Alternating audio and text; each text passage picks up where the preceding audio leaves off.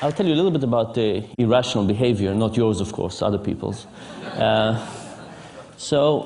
After being at MIT for a few years, I realized that writing academic papers is not that exciting. You know, I don't know how many of those you read, but it's not fun to read and often not fun to write, even worse to write. So I decided to try and write something more fun. And I came up with an idea that I will write a cookbook. And the title for my cookbook was going to be Dining Without Crumbs, The Art of Eating Over the Sink. And it was going to be a look at life through the kitchen. And I was quite excited about this. I was going to talk about a little bit about research, a little bit about the kitchen. You know, we do so much in the kitchen, I thought this would be interesting. And I wrote a couple of chapters and I took it to MIT Press and they said, you know, cute but not for us, go and find somebody else. I tried other people and everybody said the same thing, cute, not for us. Until somebody said, look, if you're serious about this, you first have to write a book about your research. You have to publish something, and then you'll get the opportunity to write something else. If you really want to do it, you have to do it. So I said, you know, I really don't want to write about my research. I do this all day long. I want to write something else, something a bit more free, less constrained. And this person was very forceful and said, look, that's the only way you'll ever do it. So I said, okay, if I have to do it, I had a sabbatical. I said, I'll write about my research if there's no other way, and then I'll get to do my cookbook. So I wrote a book on my research, and it turns out to be quite fun in two ways. First of all, I enjoyed writing, but the more interesting thing was that I started learning from people.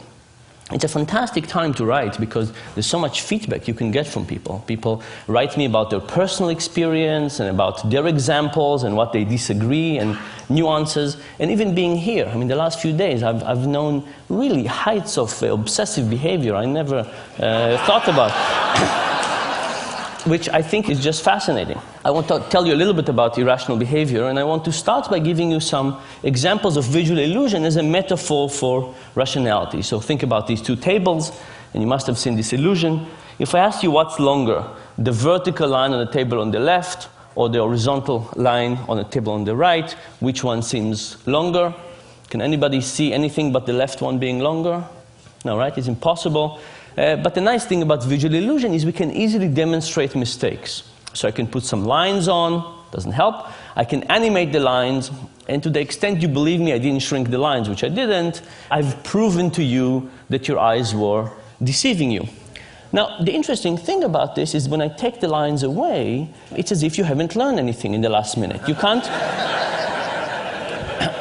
can't look at this and say, okay, now I see reality as it is, right? It's impossible to overcome this sense that this is indeed longer. Our intuition is really fooling us in a repeatable, predictable, consistent way. There's almost nothing we can do about it aside from taking a ruler and starting to measure it.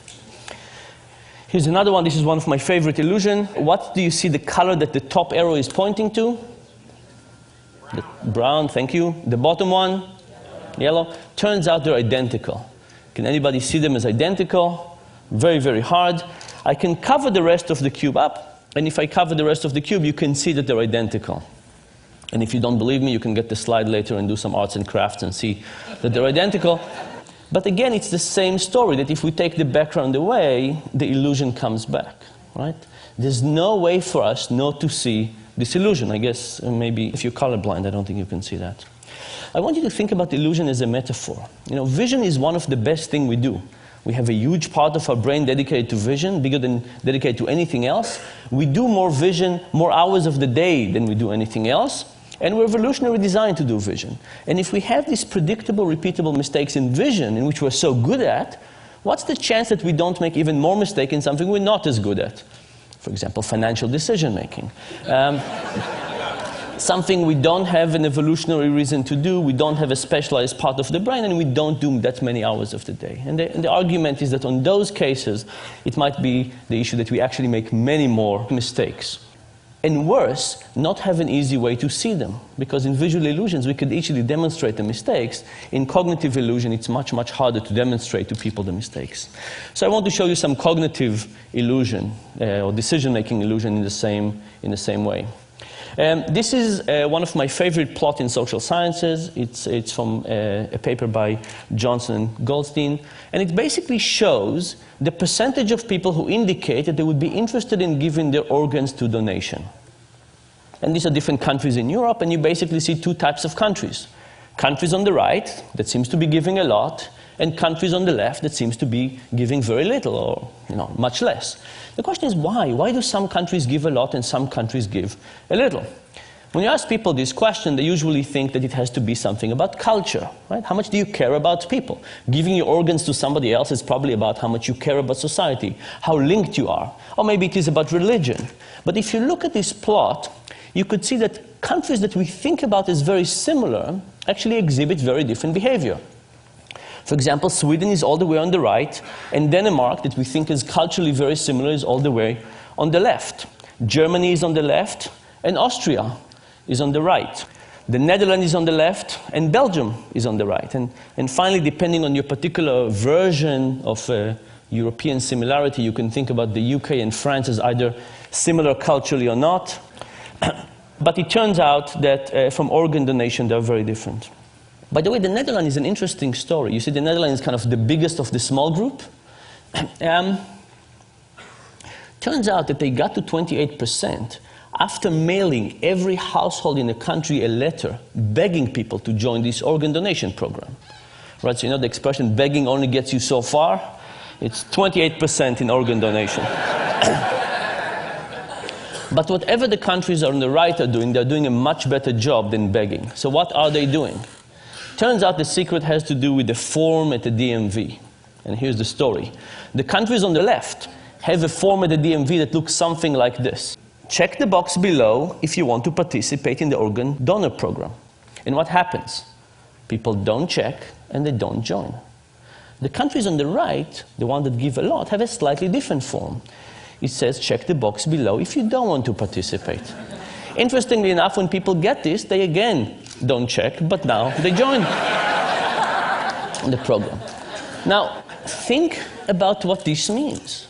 You know, we wake up in the morning and we feel we make decisions. We wake up in the morning and we open the closet and we feel that we decide what to wear, and we open the refrigerator and we feel that we decide what to eat. And what this is actually saying that much of these decisions are not residing within us. They're residing by the person who's designing that form. When you walk into the DMV, the person who designed the form will have a huge influence on what you'll end up doing. Now, it's also very hard to intuit these results. Think about it for yourself. How many of you believe that if you went to renew your license tomorrow and you went to the DMV and you would encounter one of these forms, that would actually change your own behavior?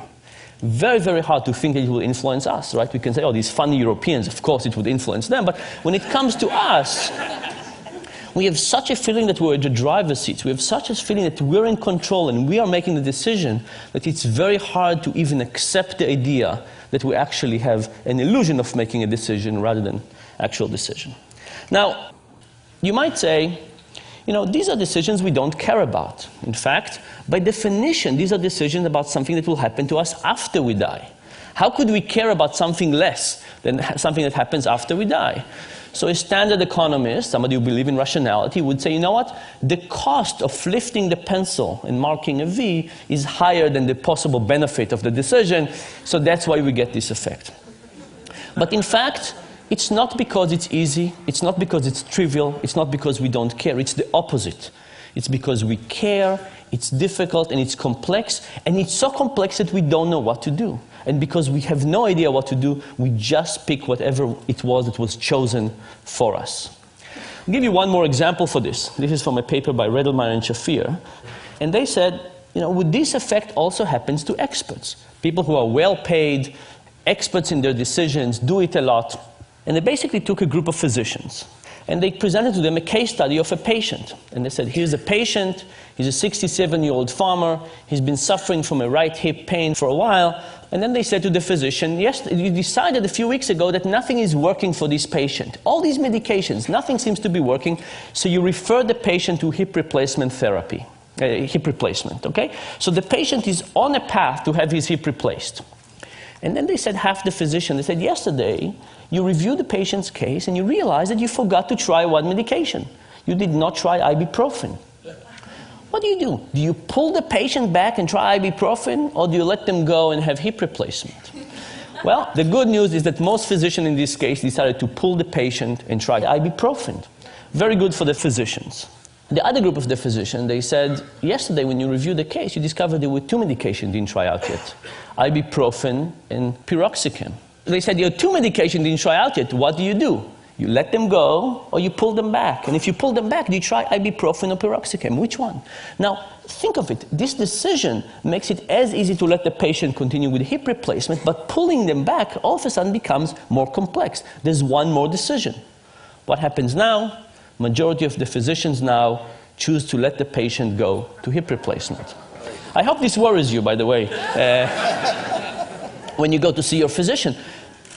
The thing is that no physician would ever say, piroxicam, ibuprofen, hip replacement, let's go for hip replacement. But the moment you set this as the default, it has a huge power on whatever people end up doing. I'll give you a couple of more examples of irrational decision making. Imagine I give you a choice. Do you want to go for a weekend to Rome, all expenses paid, hotel, transportation, food, breakfast, a continental breakfast, everything, or a weekend in Paris? Now, weekend in Paris, weekend in Rome, these are different things. They have different food, different culture, different art. Now, imagine I added a choice to the set that nobody wanted. Imagine I said a weekend in Rome, a weekend in Paris, or having your car stolen. Now, it's a funny idea, because why would having your car stolen in this set influence anything? But what if the option to have your car stolen was not exactly like this? What if it was a trip to Rome, all expenses paid, transportation, breakfast, but doesn't include coffee in the morning? If you want coffee, you have to pay for it yourself. It's €2.50. Now, in some ways, given that you can have Rome with coffee, why would you possibly want Rome without coffee? It's like having your car stolen. It's an inferior option. But guess what happened? The moment you add Rome without coffee, Rome with coffee become more popular, and people choose it. The fact that you have Rome without coffee makes Rome with coffee look superior, and not just to Rome without coffee, even superior to Paris. Here are 2 examples of this principle. This was an ad from The Economist a few years ago that gave us 3 choices. An online subscription for $59, a print subscription for $125, or you could get both for $125. Now, I looked at this and I called up The Economist and I tried to figure out what were they thinking. And they passed me for one person to another, until eventually I got to a person who was in charge of the website, and I called them up and they went to check what was going on, and the next thing I know, the ad is gone and no explanation. So I decided to do the experiment that I would have loved The Economist to do with me. I took this and I gave it to 100 MIT students. I said, what would you choose? And these are the market share. Most people wanted the combo deal. Thankfully, nobody wanted the dominated options. It means our students can read. But now, if you have an option that nobody wants, you would take it off, right? So I printed another version of this when I eliminated the middle option, and I gave it to another 100 students. Here's what happens. Now the most popular option became the least popular, and the least popular became the most popular. What was happening is that option that was useless in the middle was useless in the sense that nobody wanted it. But it wasn't useless in the sense that it helped people figure out what they wanted. In fact, relative to the option in the middle, which was get only the print for $125, the print and web for $125 looked like a fantastic deal. And as a consequence, people chose it. The general idea here, by the way, is that we actually don't know our preferences that well. And because we don't know our preferences that well, we're susceptible to all of these influences from the external forces, the defaults, the particular options that are presented to us, and so on.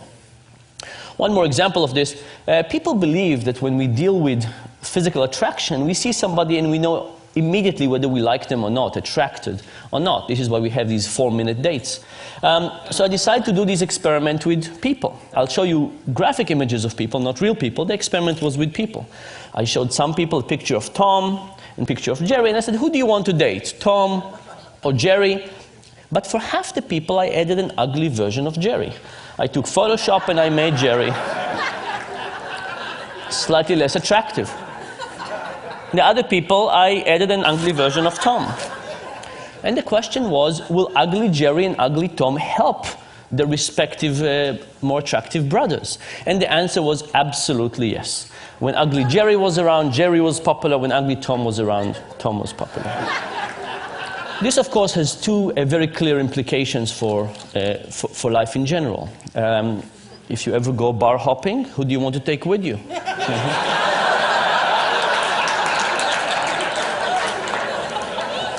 You want a slightly uglier version of yourself. Similar, but slightly uglier. And the second point, of course, is that if somebody else invites you, you know how they think about you. Now you're getting it. What is the general point? The general point is that when we think about economics, we have this beautiful view of human nature. You know, what a piece of work is man, how noble in reason. We have this view of ourselves, of others. The behavioral economics perspective is slightly less generous to people. In fact, in medical terms, that's our view. But there is a silver lining. And the silver lining is, I think, kind of the reason that behavioral economics is interesting and exciting. You know, are we Superman or are we Homer Simpson? When it comes to building the physical world, we kind of understand our limitations. We build steps and we build these things that not everybody can use, obviously, but we build them. We understand our limitations and we build around it. But for some reason, when it comes to the mental world, when we design things like healthcare and retirement and stock markets, we somehow forget the idea that we're limited. And I think if we understood our cognitive limitations in the same way that we understand our physical limitations, even if they don't stare us in the face in the same way, we could design a better world. And that, I think, is the hope of this thing. Thank you very much.